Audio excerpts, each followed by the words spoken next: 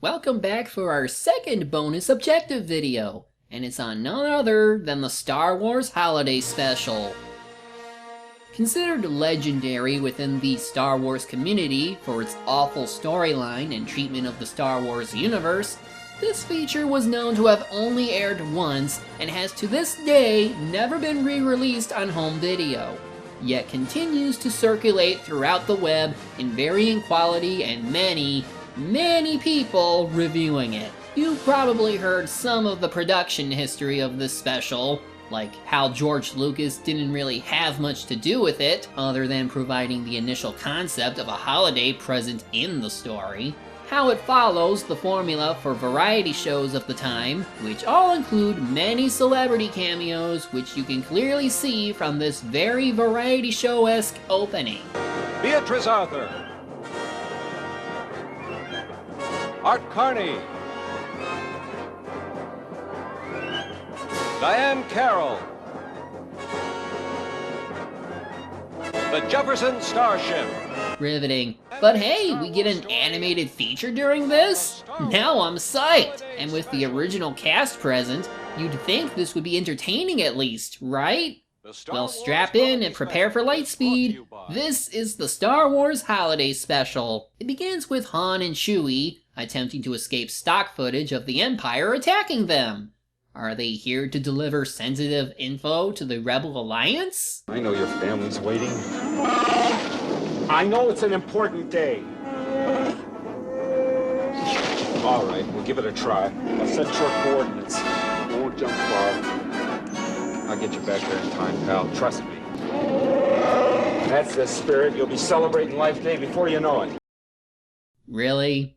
You're risking your life and ship just to visit some family members for a holiday? Either you're incredibly stupid, or very ballsy if you think you can still have breaks in this war. Then again, they could still have some adventure, drama, and something akin to most Star Wars TV shows. But then again, you all saw that variety show opening, which means you get none of that. Now we gaze upon the planet Kashyyyk, or Kazook as they call it, where we meet Chewie's family. Brace yourself for pain.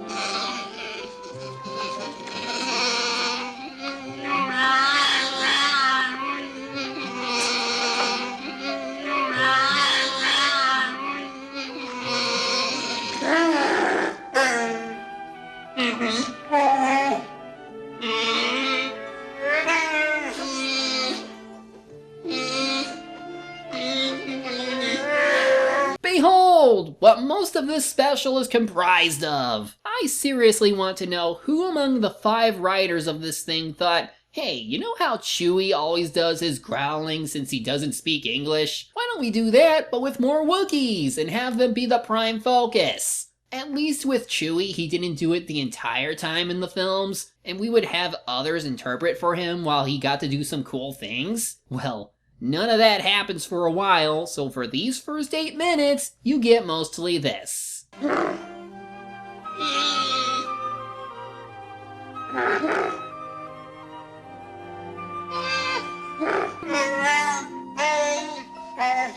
I'd probably settle for a situation where Han and Chewie were orphans and they were helping the orphanage they lived in, and the special involved a variety of aliens. Not just this one family that all relate to a main character but can't actually speak. As to who they are, well, the wife is named Mala Tobuk, or Mala for short, their son is named Lumpawarump, or Lumpy for short, and grandfather is Itchy. Much like this planet, which would be shown in episode 3, these 3 characters would show up in other works, but of course, like this special, most people tend to ignore them when regarding movie canon. Well, from what I can interpret, Lumpy won't take out the trash, but ends up doing so anyway, only to then have Itchy put on some holographic entertainment, which makes up our first segment of the special.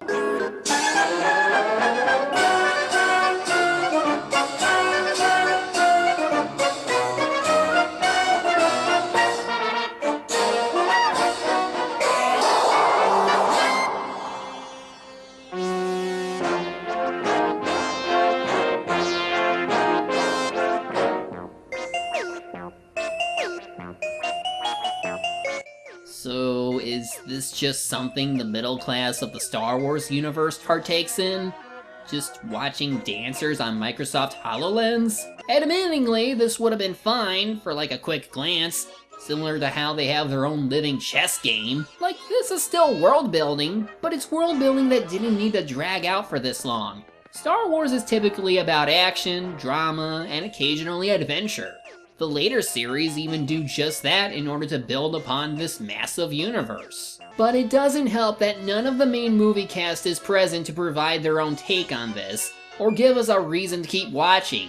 We're mostly stuck with original characters who we have no attachment to. Other than they relate to Chewie, why should I bother sticking around for them? I want my usual cast, please! Well, speaking of, after they try seeing if Han and Chewie are in their airspace, they get into contact with Luke, who, along with R2-D2, are making adjustments to the R-Wing. Hello, Mala. Did she? How you love me? Where's Chewbacca?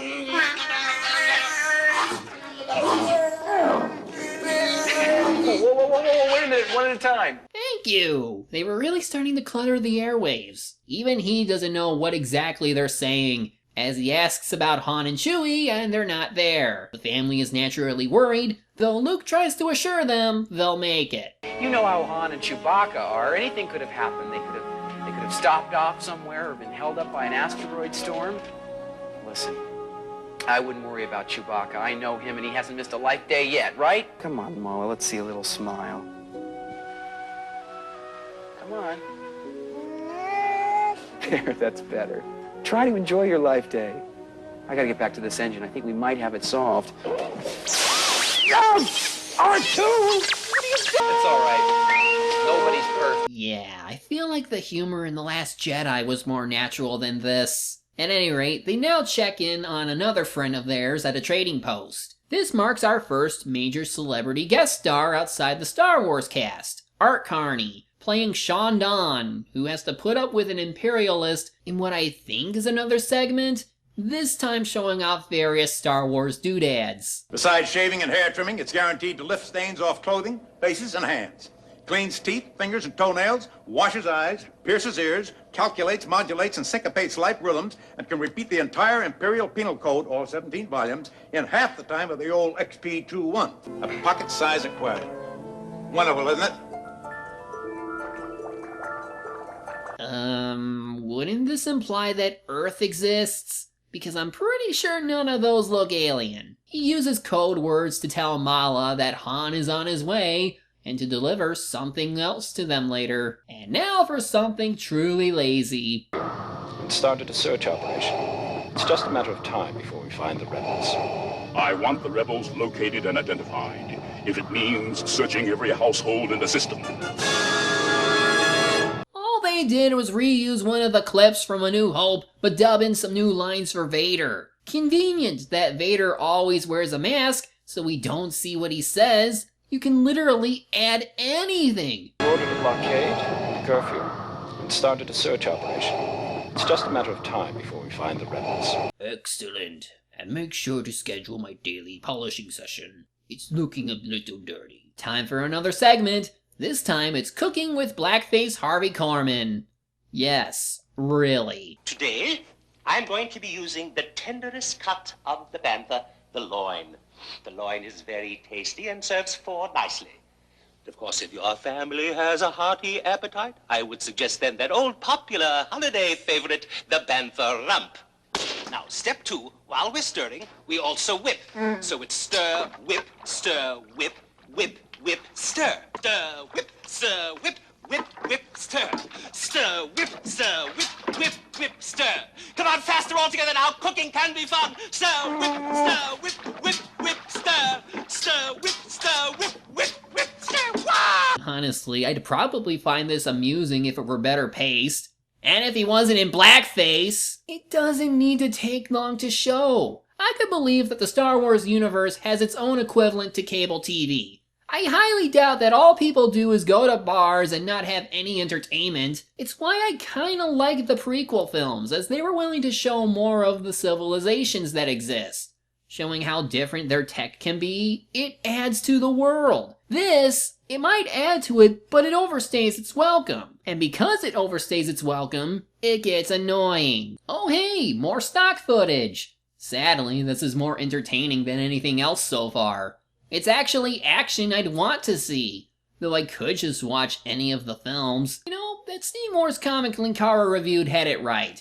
Even if it does tie into a holiday, they'd still be doing the same thing as the movies, telling a story and providing some nice space action. Unfortunately for them, the Empire has put up a blockade, meaning no one's getting in or out at this time.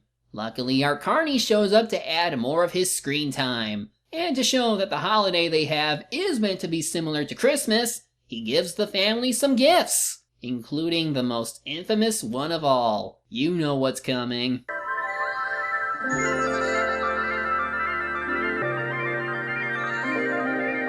I am found in your eyes only. I exist for you. Should I be concerned? Oh, yes. I can feel my creation. I'm getting your message. Are you getting mine? Oh, we are excited, aren't we? Well, just relax. Just relax.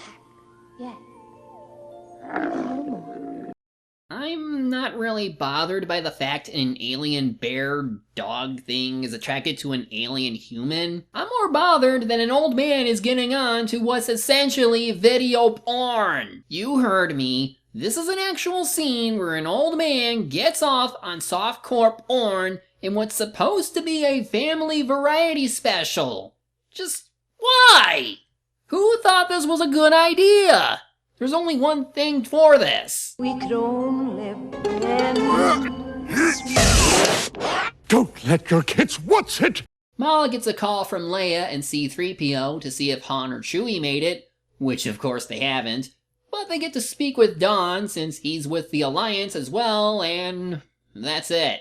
They hang up shortly after. What's the point of including these characters if they aren't going to amount to more than the celebrity cameos? It looks like our heroes made it since their ship flies above the planet. Maybe we'll get to see them interact with these guys after all.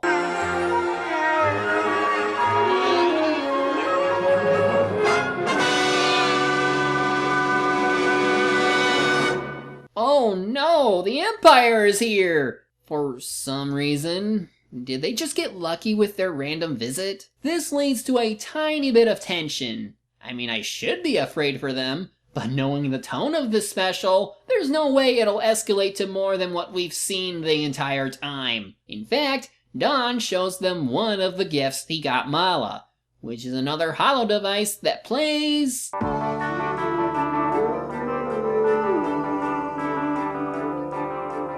a somewhat decent music video.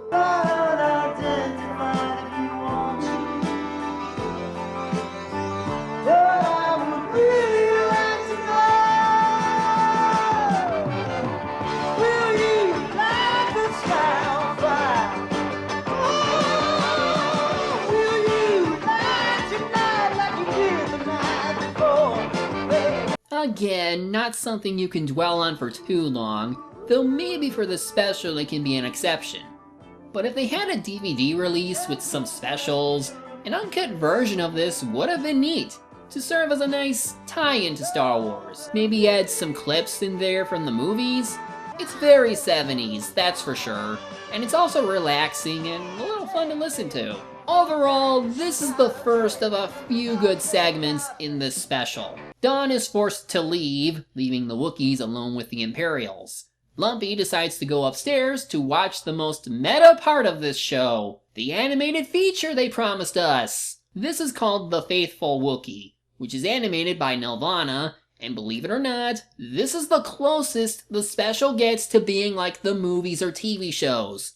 I mean it, this is arguably one of the best parts of this entire thing. The plot involves Luke and Leia, as they learn that Han and Chewie were searching for some magic talisman, but something's happened to them, which is causing them to land on a nearby moon. Luke takes the droids as he lands on the moon filled with alien dinosaurs. They're then met with Boba Fett in his first official appearance, before he went to a more greener design. Anyway, as cool as this is, it's weird that Lumpy is watching a program that features the Star Wars cast on some random adventure. Like, does the Empire know about this? Do they not care what people broadcast in this universe? Do these people know enough of our heroes to make such programs? Either way, had they made a more dedicated Star Wars show, similar to the TV Clone Wars and Rebels series, I'd definitely see this being part of it. The animation might not be appealing to everyone, but for the kind of audience they have for this, I think it would help set it apart from other cartoons. I personally dig the alien designs over the human ones this way. Given how short this is, of course the plot will feel a little bit rushed, but otherwise the premise of the talisman and Boba's betrayal to Luke and friends would serve for a decent introduction to one of the franchise's most popular characters. Anyway, the Imperials wreck Lumpy's room, so he decides he needs to do something about it by building the translation device he got from Don, which leads to yet another Harvey Korman cameo. The motor abilities of Amorphian citizens are frequently impaired by malfunctions, which result in a temporary loss of power. This in no way reflects on the safety of our product. Rather, it should serve as a guarantee of our high standard of long wear and durability. If you assemble it properly, following the instructions I am about to give you, it will provide many years of Fun and valuable service for you. You get the joke yet? He's playing a robot who tends to malfunction while still trying to sell a working product. Well, this segment is boring, so let's skip to the other good segment of the special, which is apparently some program Imperials have to watch to feel better about themselves. This segment features Bea Arthur, playing a bartender named Acmea, who gets hit on by Harvey Korman again, but she has her own snarky comebacks. Well, of course we can talk. We are talking. You're not ordering, I'm not pouring, we are not drinking, we are talking. I'm moving this to make room for a drink so that next time I say what'll it be, and you tell me, I can put it right. If you're saying what I think you're saying, you felt you meant, I thought you needed to hear, then I just have one thing to say: I did not. Acmea, don't do this to me. Now, please, look, I have customers. Why don't you sit down, finish your drink? Have another drink. This one's on me. Now, you stay just as long as you want. The thing about this segment is it uses the celebrity cameo in a way that's more interesting. Acmea has a fun personality. Honestly, she makes me want the special to rotate around her. Yeah, instead of the Wookiee family, why not have a series of events play out in this cantina, with her as the host and providing all sorts of commentary? No, this could have been its own little series, like one where the episodes are short, but give opportunity to have a Star Wars character show up and have snappy conversations with the hostess. Unfortunately, the Empire decides to put a curfew on the entire system, meaning the cantina is being shut down early. Despite no one listening at first, she holds her ground, even at gunpoint, and decides to give them one more round of booze before they go. Run a tab for the Empire.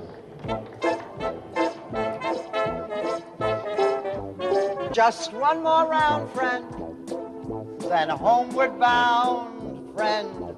Don't forget me in your dreams. Just one more song, friend, and then so long, friend. The nights get shorter, it seems. In just roughly 10 minutes, this character has made me like her more than all of the time spent with the Wookiee family. That is amazing. Lumpy uses his device to try and trick the Imperials, but one of them is told to stay behind, and he discovers the trick. Why neither of the parents do anything is strange, but hey, look who shows up!